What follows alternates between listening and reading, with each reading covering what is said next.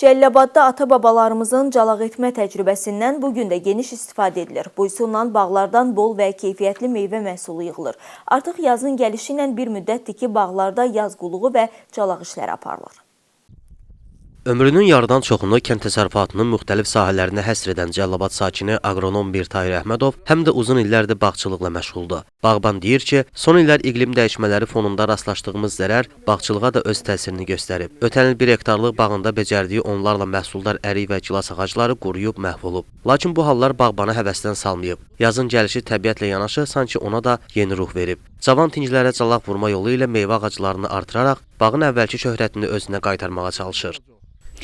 Bağbanın sözlərinə görə yaz calağının vurulmasında əsas diqqət istər meyvə ağaclarında, istər dekorativ ağaclarda şirə hərəkəti başlamamışdan qabaq, yəni tumurcuq açmamışdan öncə həyata keçirilməlidir.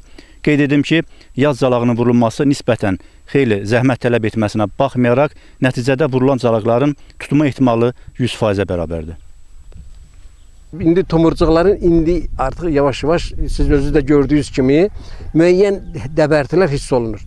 Göz calağının, ondan sonra yarma calaqların ən gözəl vaxtıdır. Bu calaq elə bir gözəl bir işdir. Həm maraqlıdır, həm də demək olar ki, ağaca, meyvəyə, yəni təbiətə biraz həvəsi olan adamların hamısının bunu bilməyi çox gözəl bir şeydir. Mirtahir Əhmədovun sözlərinə görə calaqaltılarda əsasən cır meyvə ağaclarından istifadə olunur ki, bunlar da calaq üçün faydalı, uzun ömürlü gövdələr sayılır.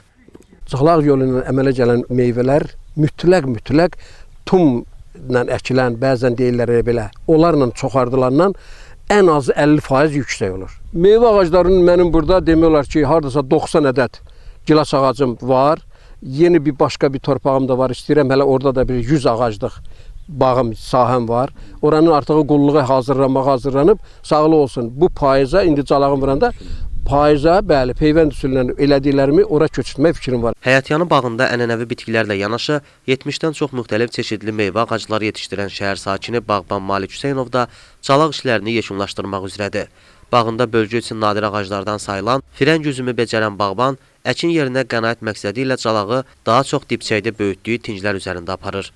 Yarıma calağın dibçəkdə eləyib, məsələn, həyətdə yerim yox olmadığına görə dibçəkdə eləyib, sonra keçirdirəm. Keçirdirmək fərq eləməz. İlin bütün fəslində mümkündür. Çünki orada torpaq dağılmır, hara istəyirsən.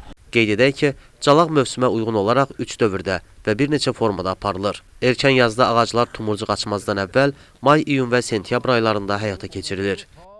Əyyub Məmmədov, Samir Qurbanov, Zahid Aydınoğlu, Cəlilabad.